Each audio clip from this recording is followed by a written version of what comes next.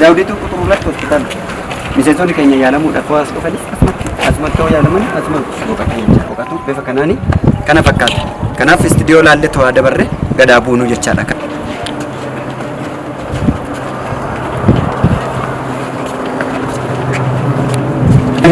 Baay'ee tokko mi'a qofa kan kaawwatan mul'atu ta'e iddoo itti shaakallis hin qaban. Gitaariin jira, yeroo jira. Ajjees dhufanni godhamu hunduu hojjetan hunduu as keessa ta'e warra leenjisanis warra leenji'anis asumatti iddoo guddaa hojjetan kan istiidiyoo leenjii Afrikaan godhan hunduu jiru. Fakkaanis hunduu jiru asumatti akka leenji'amu godhan bifa bareedaadhaan akka gaariitti boolu.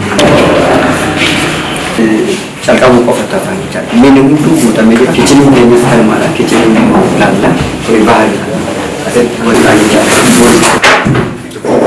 Maaliif kan ittiin dhiyaatus hundi taasisu guutamee jira jechaadha. Wanni hunduu kan guddatee alatti keekawweedha. Fakkeenyaaf waa amma kana wanni bifa kana kanatti deemamu. Kuni kutaani kichiniidha.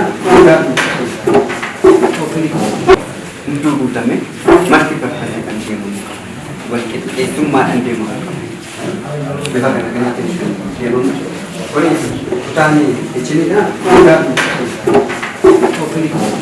kuni baay'ee asitti